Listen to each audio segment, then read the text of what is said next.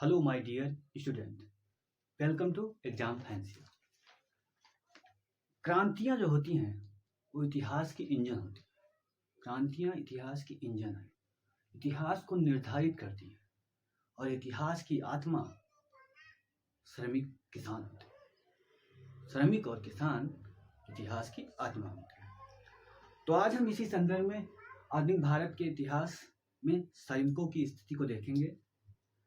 आधुनिक भारत के इतिहास में श्रमिक आंदोलन कौन कौन थे और कांग्रेस ने श्रमिक आंदोलन को कहां तक नेतृत्व दिया, उसी को देखते हैं। पहले ये समझ लीजिए,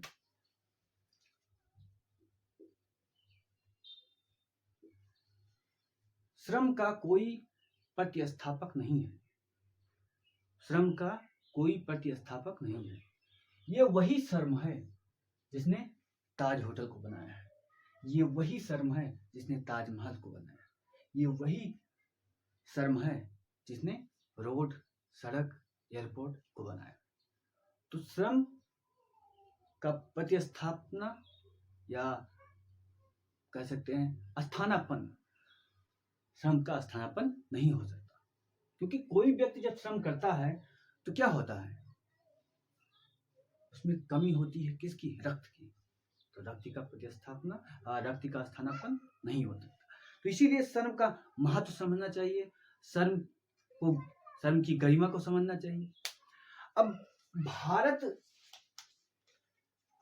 जब आधुनिक युग में प्रवेश करता है तो उस समय भारत की स्थिति एक कह सकते हैं औद्योगिकरण के तरफ पहुंचने वाली थी।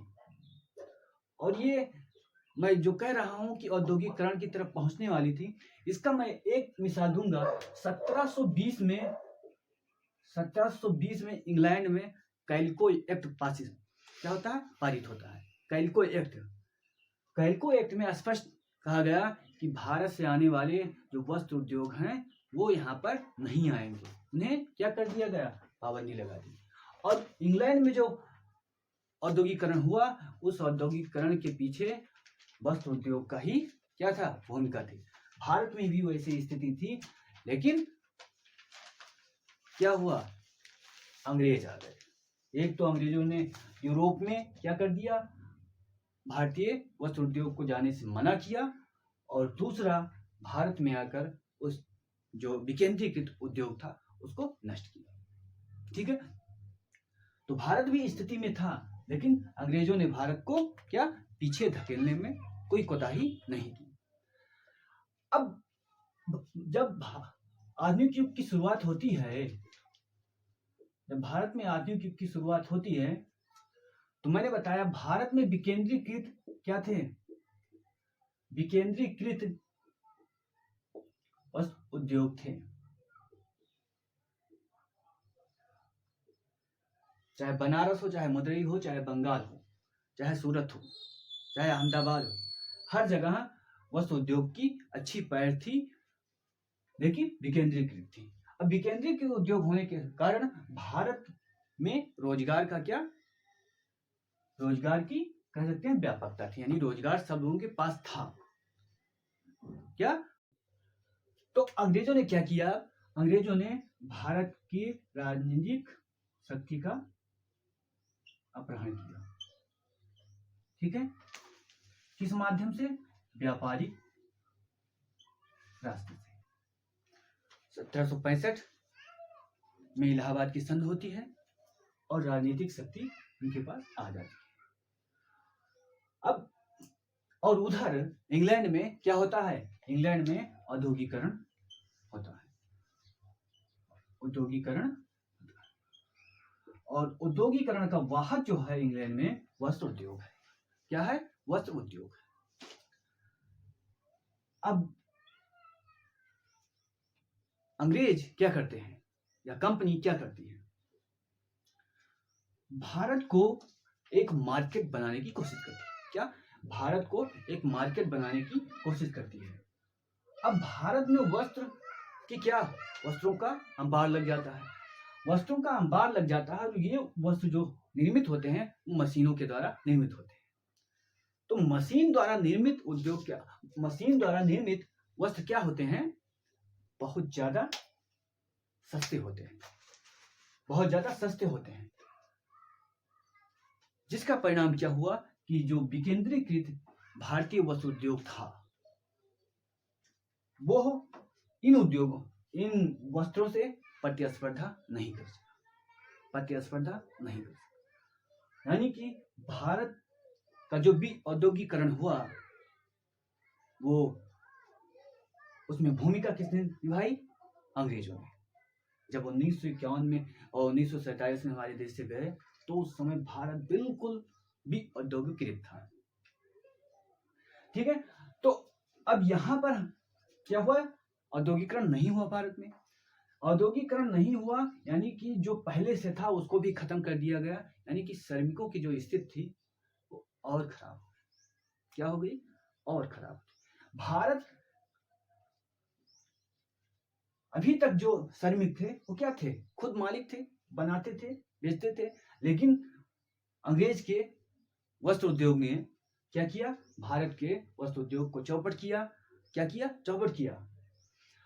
उसके साथ साथ ये क्या लेकर आए, रेलवे लेकर आए, रेलवे लेकर आए। अब रेलवे लेकर आए, उसमें भी इन्होंने क्या किया, मजदूरों को, श्रमिकों को इसमें किया, यानी कि रेलवे में क्या श्रमिकों को क्या किया, हाईजेक किया। अब ऐसे आप देखेंगे बागान, ये बागान भी चलाते थे, क्या बागान भी चलाते थे, बागान मतलब टी प्लांट मतलब ऐसा खेत जहां पर चाय उगाई जाती, कॉफी उगाई जाती, बागान भी ये चलाते थे। यानी ये उन क्षेत्रों पर अंग्रेजों ने कब्जा किया जिसमें क्या मुनाफा ज्यादा है, मुनाफा ज्यादा है। अब भारत में क्या एक श्रमिक वर्ग तैयार हो जाता है। एक श्रमिक वर्ग ये होता है जो वस्त्र से, दूसरा श्रमिक वर्ग क्या होता है, रेलवे से, तीसरा बागान से। और ऐसे जो परंपरागत भारत में जो काम था उसको अंग्रेजों ने धीरे धीरे क्या कर दिया, कमजोर कर दिया, और परंपरागत काम में लगे हुए लोग क्या हो गए, श्रमिक हो गए। अब ये जो स्थिति बनी यहाँ पर, ये स्थिति कहाँ बनी थी, इंग्लैंड में भी बनी थी, क्योंकि वहां उद्योगीकरण हो रहा था, परंपरागत वहां भी, लेकिन वहां उद्योगीकरण हो रहा था, उसके बाद सरकार मदद कर रही थी, श्रमिकों की सरकार मदद कर रही थी, जो भी मदद हो पाता था। भारत में क्या स्थिति थी, श्रमिकों का एक वर्ग तो बन गया, हमारी परंपरागत जो कार्य थे उसको धीरे धीरे समाप्त कर दिया गया, लेकिन भारत में कोई ऐसी सरकार नहीं थी जो क्या कर सके, जो श्रमिकों को संरक्षण दे सके, श्रमिकों को संरक्षण दे सके। और ठीक उसी प्रकार भारत में अगर कोई उद्योग थोड़ा बहुत फल फूल जाए तो उसको भी संरक्षण अंग्रेजों ने नहीं दिया, और यहाँ तक कि बाहर से आने वाले जो सामान है, अंग्रेजी सामान है, उस पर टैरिफ जीरो थी। यहाँ से जाने वाले सामान विदेश में, उस पर टैरिफ बहुत ज्यादा लगा दिया। तो ये भी एक तरफ इन्होंने क्या, भारत में अधिकांश श्रमिकों और मजदूरों की संख्या को बढ़ाया, और दूसरी तरफ भारत को क्या किया, एक मार्केट बना दिया। क्या मार्केट बना दिया। आज भी भारत लगभग मार्केट ही बना हुआ है, लेकिन आज बहुत आगे हम आ चुके हैं। अब मार्केट बनाकर ये अपने देश का उद्योगीकरण करने लगे। ठीक है, अब बात आती है श्रमिक की, और हमें देखना है श्रमिक आंदोलन। ठीक है, तो श्रमिक किस तरह भारत में निर्मित हुए अंग्रेजों की सहायता से, वो यहां पर ने बताने की कोशिश की। ठीक है, अब जो श्रमिक हुए उनको दोहरा मार झेलना पड़ा था। दोहरा मार कैसे, एक तो सरकार क्या सहायता नहीं दे रही थी, सहायता नहीं दे रही थी। ठीक है, और दूसरा नए जमींदार, इन नए जमींदार को किसने बनाया था, नए जमींदार को अंग्रेजों ने बनाया। मैं जब राजस्व मिला 1765 में, तो इन्होंने पुराने जमींदार को समाप्त करके नए जमींदार स्थापित किए, और ये नए जमींदार शहर में रहते थे। तो इनसे किसानों से या श्रमिकों से कोई लेना देना नहीं था। जो परंपरागत जमींदार थे उसमें खराब भी थे लेकिन कुछ अच्छे भी थे। वो जब बुरा समय आता था श्रमिकों का या किसानों का, तो वो क्या करते थे, उनको मदद करते थे। लेकिन ये नए जमींदार क्या हुए, ये रसूखदार थे, ये शहरों में रहते थे, तो इनको केवल शोषण करना था। ठीक है। अब यानी कि दो तरफ से मजदूरों पर समस्या आई, और मजदूर क्या, बिखरे हुए मजदूर भारत में। अब उन्हें चाहिए था क्या, संगठन। अब हमने देखा कि श्रमिक वर्ग तैयार हो गया था। अब उसकी जो कुछ समस्या है उनको हम देखते हैं। क्या था, कम मजदूरी। उनकी जो कम मजदूरी, जो जनरल समस्या है, कभी पूछा जा सकता है कि भारतीय श्रमिकों की क्या समस्या रही। ठीक है, अंग्रेजी शासन के दौरान, तो बताया जा सकता है। कम मजदूरी थी, और दूसरा बेगार कराया जाता था। यानी कि काम कराया जाएगा, आपको पैसे नहीं दिया जाएगा। अगला क्या कह सकते हैं, काम के घंटे अधिक थे। काम के घंटे अधिक थे। अब 24 घंटा काम करिए, आपसे क्या कोई वो नहीं, आपका स्वास्थ्य खराब होता है या नहीं, इससे कोई मतलब नहीं है। ठीक है। अब कारखाना क्या, वो जो कारखाना बन रहे थे, जो छोटे मोटे कारखाना थे, वो क्या थे, अनहाइजीनिक थे। वहां ना ऑक्सीजन पहुंचने वाला था, वहां ऑक्सीजन पहुंचने वाला नहीं था, क्योंकि वहां पर भारतीय काम कर रहे थे, तो अंग्रेजों से कोई मतलब नहीं कि वहां कुछ व्यवस्था हो। ठीक है। कारखाना की स्थिति जो भी थी वो खराब थी। नेचर क्या था, उपनिवेशवादी।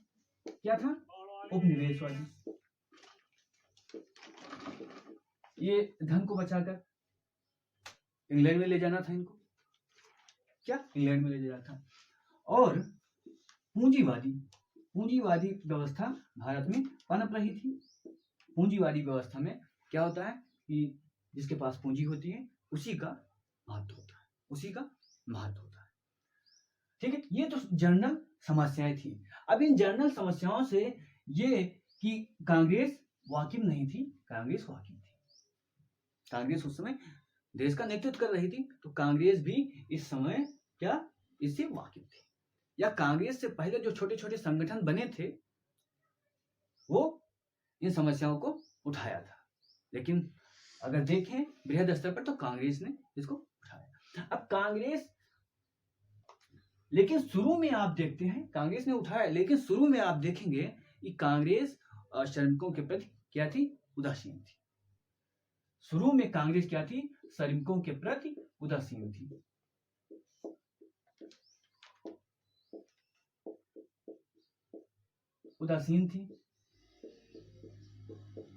ठीक है। अब इस उदासीनता के दो कारण बताए जाते हैं। एक कारण बताया जाता है कि कांग्रेस जो है, कांग्रेस आंदोलन में वर्ग संघर्ष को शामिल नहीं करना चाहती थी। ठीक है, वर्ग संघर्ष को शामिल नहीं करना चाहती थी। ठीक है। और तो दो कारण हो गए कि कांग्रेस उसके प्रति, श्रमिकों के प्रति उदासीन क्यों थी। पहला, कांग्रेस आंदोलन को वर्ग संघर्ष के रूप में नहीं बनाना चाहती थी। दूसरा, आप कांग्रेस को देखेंगे, जो शुरू में कांग्रेस का जो नेतृत्व था वो क्या था, कह सकते हैं जमींदार लोग थे। शुरू में जो कांग्रेस का नेतृत्व था वो जमींदारों ने किया। तो जमींदार कभी आसानी से श्रमिक का कल्याण नहीं करना चाहते। ठीक है। और कारण बताया जाता है कि कांग्रेस उदासीन रही। कांग्रेस सोचती थी कि अगर हम सुधार उठाते हैं, क्या हम अगर सुधार उठाते हैं तो जो भारतीय कारखाना है, जो भारत में छोटे मोटे उद्योग आ रहे हैं, उनका क्या होगा, बहुत ज्यादा नुकसान होगा। क्या, बहुत ज्यादा नुकसान होगा। ठीक है। भारतीय स्वामित्व में जो छोटे मोटे कारखाने हैं उनका क्या होगा, नुकसान होगा। तो इसलिए शुरू में क्या हुआ, कांग्रेस श्रमिकों के प्रति उदासीन रही। शुरू में कांग्रेस श्रमिकों के प्रति उदासीन रही। ठीक है। बाद में कांग्रेस ने बनाए अपने संगठन। अब ये आपने देखा कि कांग्रेस की स्थिति क्या थी और श्रमिक की स्थिति क्या थी। श्रमिकों की संख्या अधिक हो रही थी क्योंकि घटनाक्रम उसी तरह हो रहा था, और इधर कांग्रेस क्या थी, उदासीन थी। इसके श्रमिकों के प्रति नहीं उठाना चाहती थी श्रमिक। अब संगठनात्मक स्तर पर अब ये जब घटना हो रही थी, क्या, श्रमिकों के उदय, तो संगठन के स्तर पर भी भारत में कार्य होना शुरू हो गया था। श्रमिकों ने संगठन भी बनाना शुरू कर दिया था, या जो भी प्रबुद्ध वर्ग थे उन्होंने छोटे छोटे संगठन बनाना शुरू कर दिया था। अब संगठन अगर देखेंगे तो कांग्रेस ने जब अपना संगठन बनाया तब राष्ट्रीय स्तर पर इसकी छवि आई, किंतु उससे पहले छोटे छोटे संगठन थे लेकिन राष्ट्रीय स्तर पर छवि नहीं थी। ठीक है। 1870 में शशिपदा बनर्जी, क्या, शशिपदा बनर्जी ने एक श्रमिक क्लब बनाया।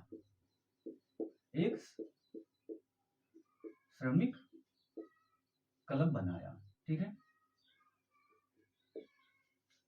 आप इसे भारतीय इतिहास में प्रथम मजदूर समूह के रूप में देख सकते हैं कि शशिपदा बनर्जी ने 1870 में क्या बनाया, एक श्रमिक क्लब बनाया।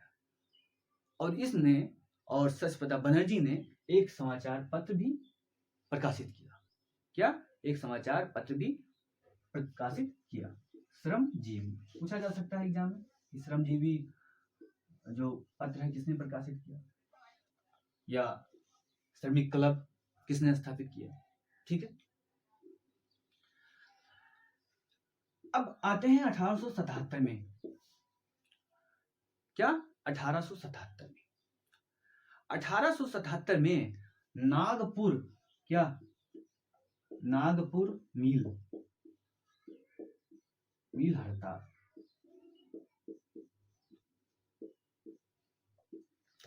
1877 में नागपुर मिल हड़ताल भारत का प्रथम हड़ताल था।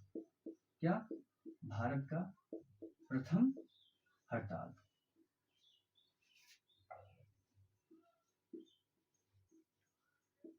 क्या था, भारत का प्रथम हड़ताल था। ठीक है। किसके विरुद्ध, नियोजकों के विरुद्ध। क्या, नियोजक के विरुद्ध। ठीक है। लेकिन ये सरकार के विरुद्ध भी नहीं था, ये नियोजक के विरुद्ध था। नियोजक मतलब जिसने नौकरी दी थी, जिसने नौकरी दी थी। अभी नागपुर में क्या हुआ, ये हड़ताल हुआ, तो इस समय तक नागपुर में एक छोटी मोटी विधानसभा भी बन गई थी। क्या, छोटी मोटी विधानसभा क्या बन रही थी। आप 1892 में देखेंगे कांग्रेस के कारण एक क्या एक्ट पास किया गया। ठीक है। उसी का परिणाम हुआ कि 1898 में सोराब जी, सपू जी, क्या सोराब जी एंड सप्पू जी ने बम्बई, जो समय मुंबई प्रांत था, तो क्या था, मुंबई प्रांत था, उन्होंने एक विधेयक पारित करवाया। क्या? एक विधेयक पारित करवाया। प्रथम विधेयक ये मुंबई के संदर्भ में प्रथम विधेयक माना जा सकता है। ठीक है। क्या प्रथम हड़ताल हुई नागपुर में, और 1998 में स्वराज जी सपूरी ने एक बंबई में क्या विधेयक पारित करवाया। ठीक है।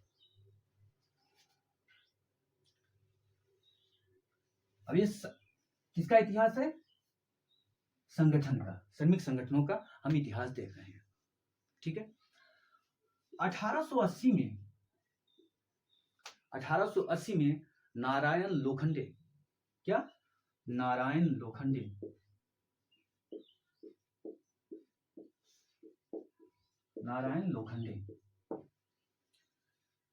ने एक, क्या नारायण लोखंडे ने एक मजदूर संगठन स्थापित किया। उसका क्या नाम था? बम्बई मिल्स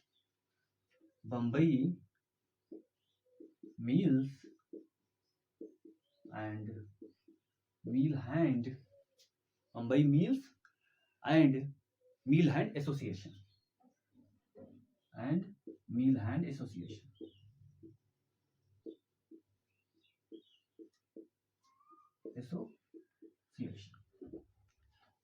क्या? नारायण लोखंडे। अभी जल्द में ही इनका जन्मदिन मनाया गया। तो क्या इन्होंने बम्बई मिल हैंड एसोसिएशन क्या किया? स्थापित किया। इसे भारत का प्रथम मजदूर संगठन होने का क्या प्राप्त है तमगा। भारत का प्रथम मजदूर संगठन,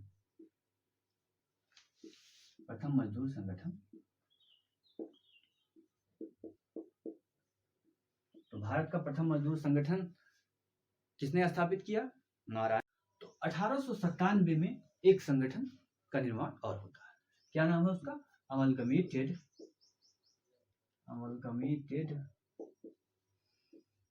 सोसाइटी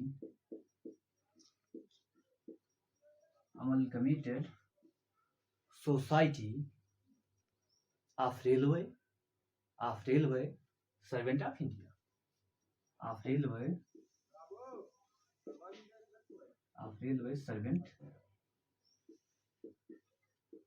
सर्वेंट ऑफ इंडिया,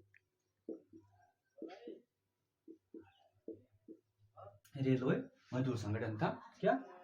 1897 में। ठीक है। अब 1899 में, क्या 1899 में घटनाक्रम, भारत में जो रेल की स्थापना हो रही थी, उस रेल को स्थापित करने में जिस कंपनी का हाथ था उसे बोलते थे ग्रेट इंडियन पेनिनसुलर। क्या? Great Indian peninsular.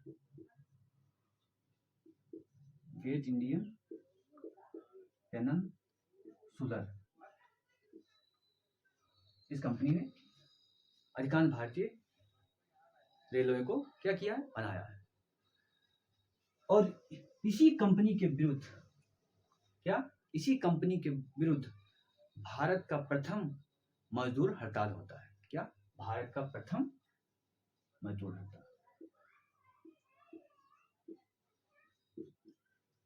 अभी हम लोगों ने देखा कि नियोजकों के विरुद्ध प्रथम हड़ताल, यानी जिन लोगों ने उन्हें नौकरी दी थी, लेकिन सरकार के स्तर पर इस कंपनी में प्रथम हड़ताल हुआ। ठीक है।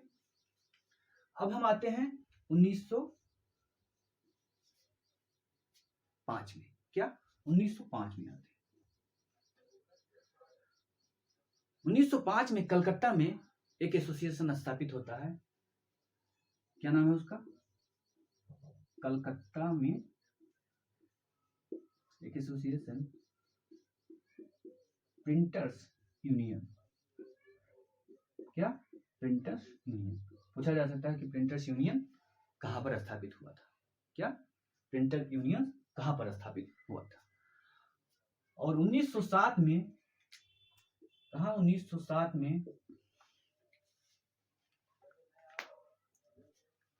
में कलकत्ता में ही पोस्टल यूनियन। क्या?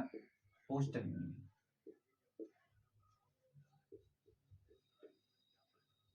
पोस्टल यूनियन 1905 में कलकत्ता में प्रिंटर्स यूनियन, और 1907 में कलकत्ता में कौन सा यूनियन? Postal union.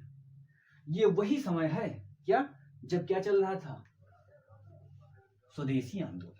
क्या चल रहा था? स्वदेशी आंदोलन। स्वदेशी आंदोलन ने क्या श्रमिकों को आत्मनिर्भर करने में योगदान दिया, क्योंकि भारतीय अब अंग्रेज के सामान को, अंग्रेजी वस्त्र को नहीं ले रहे थे, और खादी आंदोलन, खादी का प्रचार इसी समय हो रहा था। खादी का प्रचार इस समय हो रहा है। तो इस समय कुछ स्थिति ठीक ठाक हुई। क्या? कुछ स्थिति ठीक ठाक हुई। अब जो आंदोलन चल रहा था 1905 में, स्वदेशी आंदोलन 1905 में, उस आंदोलन में कुछ व्यक्ति थे जिनका नाम बताना जरूरी है, जिन्होंने क्या श्रमिक आंदोलन को मजबूत करने की कोशिश की। इसमें थे अश्विनी दत्त। इसमें एक नाम है कलकत्ता से अश्विनी दत्त, अगला नाम है अपूर्णा घोष। क्या? अपूर्णा घोष। क्या नाम है? अपूर्णा घोष और प्रेम घोष। ये कहां से थे? कलकत्ता से थे। ये कलकत्ता से थे। अब मद्रास में देखेंगे इसी समय चिदम्बरम पिल्ले, ये मद्रास में स्वदेशी आंदोलन और श्रमिक आंदोलन को क्या कर रहे थे? संगठित कर रहे थे। ठीक है। तो ये स्थिति क्या थी श्रमिक आंदोलन की? इन लोगों के तरफ, इन लोगों के इर्द गिर्द घूमती रही। कब? जब स्वदेशी आंदोलन चल रहा था। क्या? जब स्वदेशी आंदोलन चल रहा था। ठीक। अब इतिहास में आपको प्रायः देखने को मिलता है कि मद्रास में पहला श्रमिक संघ स्थापित हुआ। क्या? पहला श्रमिक संघ मद्रास में स्थापित हुआ। लेकिन उसे पहला श्रमिक संघ इसलिए बोलते हैं, क्यों? क्योंकि वो सरकार की रजामंदी से स्थापित हुआ था। किसने स्थापित किया था? आपको ये ध्यान रखना है, किसने स्थापित किया था? बीपी वाडिया। क्या? वाडिया ने मद्रास में, वाडिया ने मद्रास में क्या 1918 में क्या श्रमिक संघ स्थापित। पूछा जा सकता है श्रमिक संघ की स्थापना किसने की? तो बीपी वाडिया ने मद्रास में की। अब ये जो इतना मैंने बताया, ये क्या संगठन के स्तर पर विकास हो रहा था। संगठन के छोटे संगठन के स्तर पर विकास हो रहा था। लेकिन राष्ट्रीय स्तर पर क्या? राष्ट्रीय स्तर पर अभी कोई ऐसा संगठन नहीं था। कोई ऐसा संगठन नहीं था जो श्रमिकों की आवाज को राष्ट्रीय स्तर पर उठाए, राष्ट्रीय स्तर पर उठाए। आपको जानकर यह आश्चर्य होगा कि भारत में जो श्रमिक सुधार के कानून उठाए गए, उसमें भारतीय ने पहले उसको नहीं उठाया। पहले किसने उठाया? लंकाशायर। ये स्थान कहां पर है? इंग्लैंड में। इंग्लैंड के लोगों ने क्या उठाया मुद्दा कि भारत के श्रमिकों को क्या दिया जाए? मजदूरी उनकी बढ़ाई जाए, उचित व्यवस्था दी जाए। क्यों इन्होंने उठाया? क्योंकि ये सब लोग क्या थे? उद्योगपति थे। अब ये उद्योगपति थे, ये इनको शक था कि भारत में अगर मजदूरों को मजदूरी अधिक नहीं मिलती या श्रमिकों को अच्छी व्यवस्था नहीं मिलती तो क्या होगा? लागत कम हो जाएगा। क्या? लागत कम हो जाएगा, सस्ता हो जाएगा सामान, तो इंग्लैंड के सामान वहां पर नहीं पहुंच पाएंगे, इसलिए इन लोगों ने भारत के सैनिकों के बारे में बात उठाई। ठीक है, अब ये संगठन का जो विकास हुआ ये चरम परिणति थी 1920 में। क्या? 1920 में all India trade union Congress. क्या? All India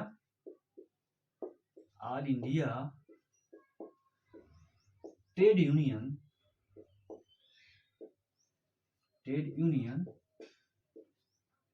Congress.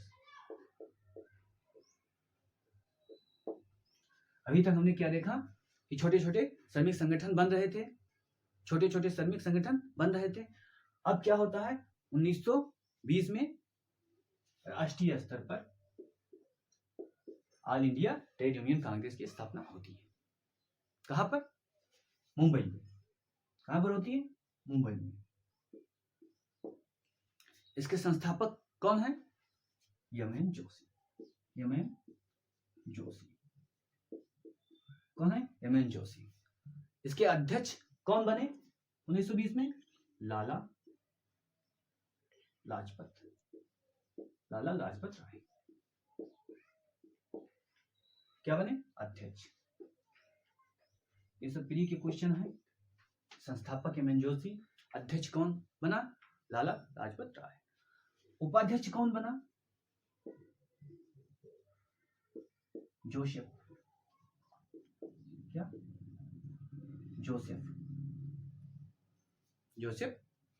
Joseph Baptista.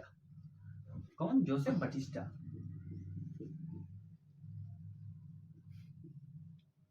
ठीक है। महामंत्री कौन था? महामंत्री चमनलाल बजाज। क्या? चमनलाल बजाज। क्या? 1920 में all India trade union congress बना। कहां पर बना? मुंबई में। संस्थापक कौन? एम.एन. जोशी। अध्यक्ष कौन? लाला लाजपत राय। उपाध्यक्ष कौन? जोसेफ बटिस्टा। और महामंत्री कौन? चमनलाल बजाज। क्या? चमनलाल बजाज। अब इस संगठन से कांग्रेस के भी लोग जुड़े हुए थे, अच्छे खासे लोग जुड़े हुए थे, जैसे सुभाष चंद्र बोस। क्या? सुभाष चंद्र बोस। बीबी गिरी जो हमारे राष्ट्रपति बने हैं, बीबी गिरी, सरोजिनी नायडू, ये सब इससे जुड़े हुए थे। ठीक है, यानी कि कांग्रेस के जो अग्रणी नेता थे वो इसमें थे। अब मैंने बताया कि इससे पहले भी संगठन, क्या छोटे छोटे संगठन, श्रमिक संगठन बन रहे थे। ये संगठन क्या था? उसका चरम परिणत था। इसमें 160, भारत के 160 श्रमिक संगठन मिले थे। कितने?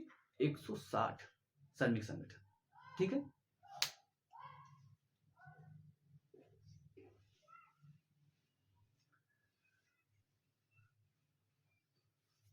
अभी जो 1920 में संगठन बना, 1920 में जो संगठन बना वो पहले से ये क्या था? पहले से ही छोटे छोटे संगठनों का रूप था। क्या? छोटे छोटे संगठनों का रूप था। अब कांग्रेस समझ चुकी थी कि 160 क्या हो गए हैं? संगठन, छोटे छोटे संगठन हो गए हैं। अगर हम नेतृत्व नहीं देंगे तो क्या होगा? मजदूर वर्ग या श्रमिक वर्ग केंद्रीकृत रहेगा और आंदोलन अच्छे से नहीं जा सकेगा। क्या? आंदोलन अच्छे से नहीं जा सकेगा। ठीक है। तो आंदोलन को अच्छा रास्ता देने के लिए तथा किस आंदोलन को? भारतीय स्वतंत्रता आंदोलन को अच्छा रास्ता देने के लिए और उसमें श्रमिकों की भागीदारी को स्थापित करने के लिए ये क्या होता है?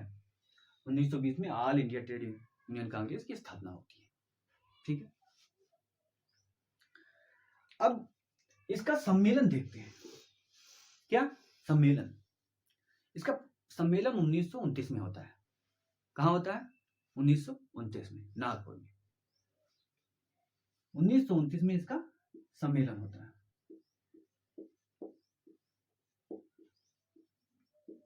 कहां होता है? नागपुर में।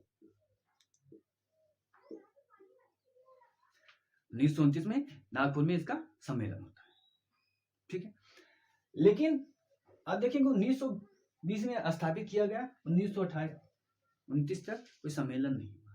अब इसमें एक दो गुट बन गया। किसमें? All India trade union Congress में दो गुट बन गया। एक गुट क्या था, क्रांतिकारी था, यानी वो परिवर्तन चाहते थे हिंसा के द्वारा। क्या परिवर्तन चाहते थे हिंसा के द्वारा। और एक गुट था जो सुधारवादी था। जो क्या था, सुधारवादी था, यानी नरमपंथ से। ये घटना 1925-26 के दौरान होने लगी, क्योंकि इतना अंतर आपने दे दिया, सामान्य सी बात है, घटना होगी। तो कितने, दो गुट बन गए किसमें, all India trade union Congress में। क्या बने, दो गुट बन गए। एक गुट को बोलते हैं मास्को गुट। क्या बोलते हैं, मास्को गुट। क्या बोलते हैं, मास्को गुट। इसे मास्को गुट क्यों बोला गया, क्योंकि अंतरराष्ट्रीय श्रमिक संघ, क्या अंतरराष्ट्रीय श्रमिक संघ कोमिंटर्न कहां पर, रूस में स्थापित था, मास्को में स्थापित हुआ था। और वो पूरे विश्व में क्या चाहता था, साम्यवाद का प्रसार चाहता था। और साम्यवाद में श्रमिकों को क्या माना जाता है, मुख्य माना जाता है कि श्रमिक ही क्या करेंगे, क्रांति करेंगे। तो कुछ जो थे, जो साम्यवाद का समर्थन करते थे या अंतरराष्ट्रीय श्रमिक संघ कोमिंटर्न का समर्थन करते थे, उनको मास्को गुट बोला गया, क्योंकि कोमिंटर्न मास्को में था। और दूसरे को बोला गया जिनेवा या एम्स्टर्डम गुट। ये सुधारवादी थे, क्योंकि अंतरराष्ट्रीय फेडरेशन ऑफ ट्रेड यूनियन, अंतरराष्ट्रीय फेडरेशन ऑफ ट्रेड यूनियन, अंतरराष्ट्रीय फेडरेशन ऑफ ट्रेड यूनियन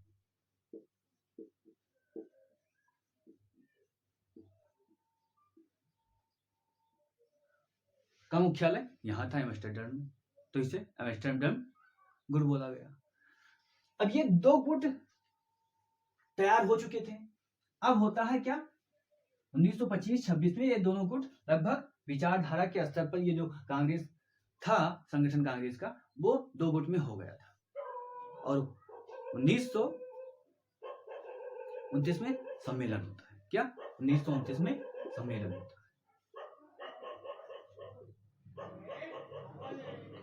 1929 में नागपुर सम्मेलन होता है। अब सामान्य सी बात है कि इस संगठन में जब दो गुट आ गए, तो जब सम्मेलन होगा तो वहां पर अपनी उपस्थिति दर्ज कराएंगे। क्या, अपनी उपस्थिति दर्ज कराएंगे। अब सम्मेलन में क्या हुआ, जो इसके संस्थापक थे एम जोशी, वो इसे अलग हो गए। क्या, एम जोशी इससे अलग हो गए।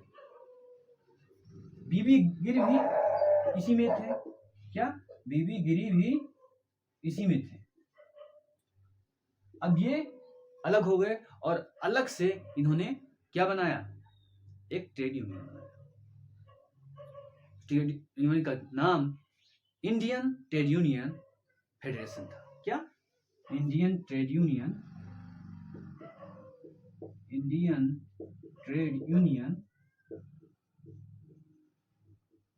फेडरेशन।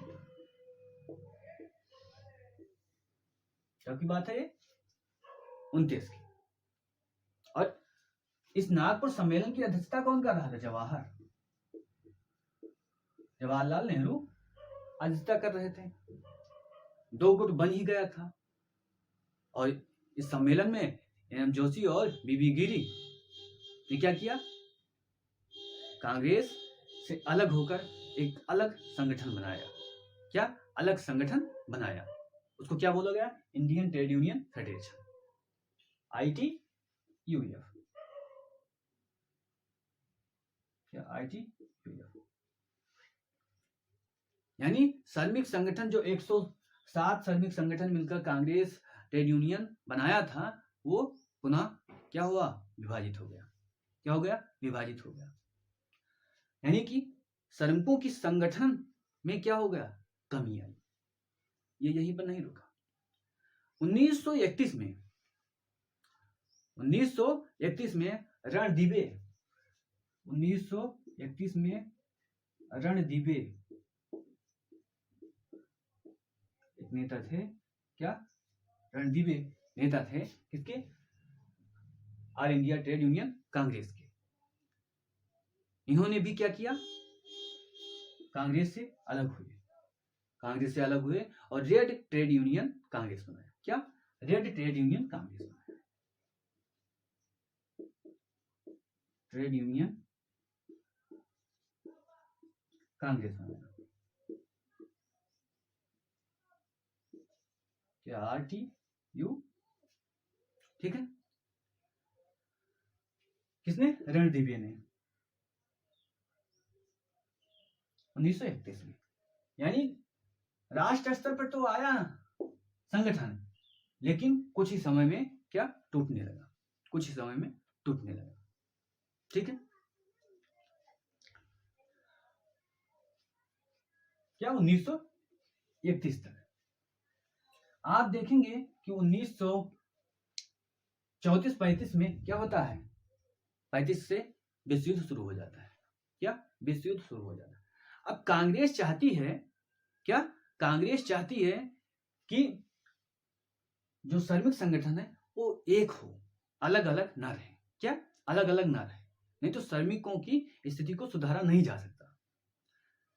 इसीलिए रणदीवे को क्या? रणदीवे को समझाया गया और 1934 में जो RTUC था, इसके रणदीवे के नेतृत्व में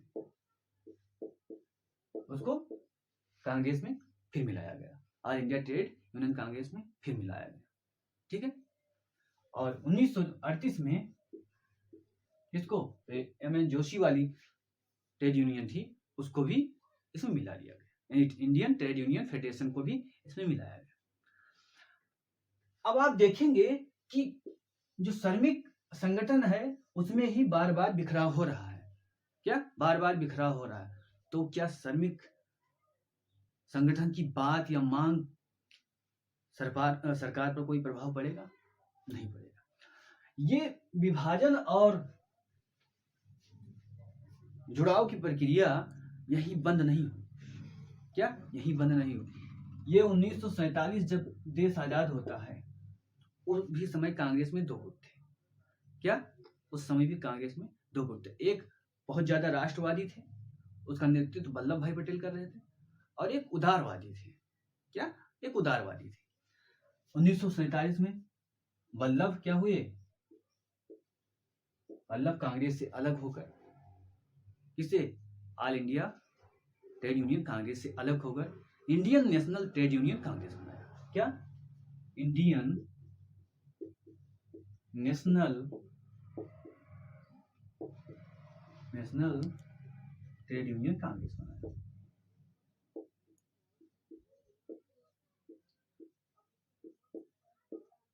पूछा जा सकता है Indian national trade union Congress किसके नेतृत्व में बना है? वल्लभ भाई, सरदार वल्लभ भाई, ठीक।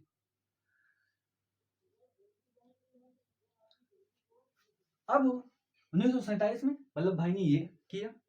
1947 में ही आप देखेंगे हम लोगों ने पढ़ा कि कांग्रेस समाजवादी क्या था? कांग्रेस समाजवादी एक कांग्रेस के अंदर ही गुट था, कांग्रेस समाजवादी। अब इन समाजवादियों ने क्या किया? ये भी इस संस्थान से अलग हुए और हिंद मजदूर सभा की स्थापना की। क्या? हिंद मजदूर सभा की स्थापना की। हिंद मजदूर सभा की स्थापना की। अब स्थिति क्या है? स्थिति यह है कि all India trade union Congress कभी इकट्ठा नहीं हो सका, कभी इकट्ठा नहीं हो सका। यही कारण है कि भारत में श्रमिकों को लेकर जो कानून बने उस स्वतंत्रता के बाद बने बहुत अच्छे भी नहीं बने। आज भी आप देखेंगे जैसे यूपी ने कम से कम 2 साल या 3 साल के लिए जो श्रमिक कानून को रद्द कर दिया, ऐसे बहुत सारे प्रदेशों ने किया है। इसका रीजन क्या है? क्योंकि जो भारत में इस समय भी श्रमिक संगठन है वो अलग अलग हैं, वो एक नहीं है, वो एक नहीं है। इसकी छाप हम इतिहास में भी देखते हैं। इतिहास में ऐसा बिखराव होने के कारण श्रमिक सुधार भारत में ज्यादा लागू नहीं हो पाया, ज्यादा लागू नहीं हो पाया। इसके बावजूद जवाहरलाल नेहरू इतने बड़े समाजवादी थे, फिर भी पूंजीवाद का इतना प्रसार हुआ। जवाहरलाल नेहरू ने देश का नेतृत्व किया और वो अपने आप को बहुत बड़ा समाजवादी कहते थे, फिर भी क्या हुआ, पूंजीवाद का विकास हुआ। क्यों? क्योंकि हम हमारे देश में कोई ऐसा संगठन, श्रमिक संगठन नहीं स्थापित हो पाया जो एक सुर में बोले। ये आप देखेंगे 1870 से शुरू होता है श्रमिक क्लब से 1947 तक क्या होता है, कभी विभाजन, कभी मिलन, कभी विभाजन, कभी मिलन होता रहता है। ठीक है। अब श्रमिक संगठन में दो नाम और मैं आपको बताना चाहूंगा जो श्रमिक संगठन से छूट रहा है। वो एक है केपी शाह, जिन्होंने यूनाइटेड ट्रेड यूनियन की स्थापना की थी। क्या? केपी शाह। ये पूछा जा सकता है, केपी शाह इन्होंने किसकी स्थापना की? United trade union, United trade union की स्थापना की। पूछा जा सकता है कि यूनाइटेड ट्रेड यूनियन की स्थापना किसने की थी? केपी शाह ने। किसने स्थापना की? केपी शाह। और बीबी गिरी, एक बार क्वेश्चन आ चुका है कि बीबी गिरी किससे जुड़े हुए थे? श्रमिक आंदोलन से तो जुड़े ही हुए थे। इन्होंने ऑल इंडिया रेलवे फेडरेशन की स्थापना की थी। क्या? ऑल इंडिया रेलवे फेडरेशन की स्थापना की थी। ठीक है, तो ये भी प्री में पूछा जा सकता है कभी। अब श्रमिक आंदोलन से बचते हैं आपके पास केवल और केवल क्या? कानून, कारखाना कानून। जो इतिहास में आते हैं 2-4 कानून हैं, उनको हम देख लेते हैं। तो आपका श्रमिक आंदोलन से संबंधित प्री से क्वेश्चन बाहर नहीं जाएगा इससे, ये गारंटी। ठीक है। अब प्रथम जो कानून आया 1891 में, क्या? इसको प्रथम कारखाना कानून कहते हैं। क्या? प्रथम कारखाना कानून।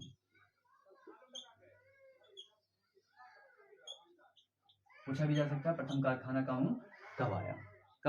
1881 में। उस समय रिपन क्या थे? गवर्नर जनरल थे। उस समय रिपन गवर्नर जनरल थे। और ये किससे संबंधित था? ये भी क्वेश्चन आया है एक बार, बाल श्रम से। 7 साल और 12 साल, यानी ये भी क्वेश्चन आया है बाल श्रम से संबंधित था, कितने वर्ष से संबंधित था?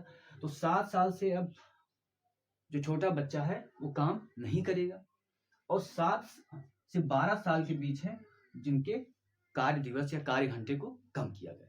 आपको ये दोनों फैक्ट भी याद रखने हैं, क्योंकि तीनों पर ये 1, 2, 3 तीनों पर क्वेश्चन पूछा जा चुका है पहले। ठीक है। अब दूसरा कारखाना कानून आता है क्या? 1891 में। 1891 में दूसरा। ये भी पूछा जा चुका है कि ये किससे संबंधित था?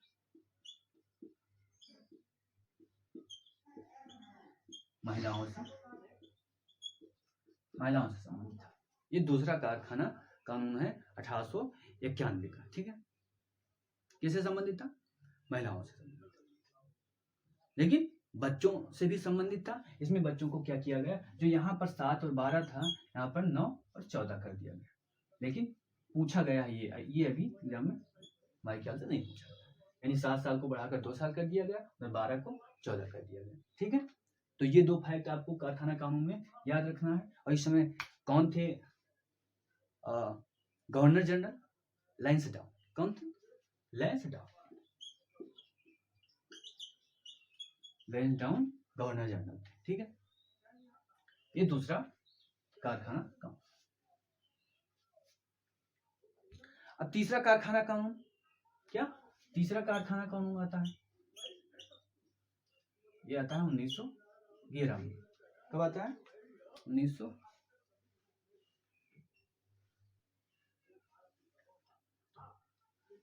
1911 में तीसरा कारखाना कानून आता है। ठीक है, इस समय गवर्नर जनरल कौन थे? इस समय गवर्नर जनरल हार्डिंग थे। क्या थे? हार्डिंग थे। क्योंकि ये क्वेश्चन पूछा जाता है, तीसरा कारखाना कानून के समय गवर्नर जनरल कौन थे? ठीक है, तो कौन था? हार्डिंग थे, लॉर्ड हार्डिंग। और ये किससे संबंधित था? औद्योगिक श्रमिक, क्या औद्योगिक श्रमिक,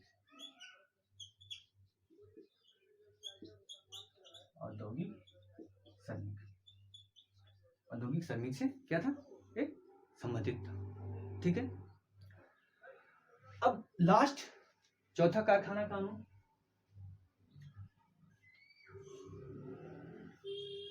चौथा कारखाना कानून कब आता है? 1922 में। 1922 में चौथा कारखाना कानून आता है। और इस समय गवर्नर जनरल क्या थे? रीडिंग थे। कौन था? Lord reading.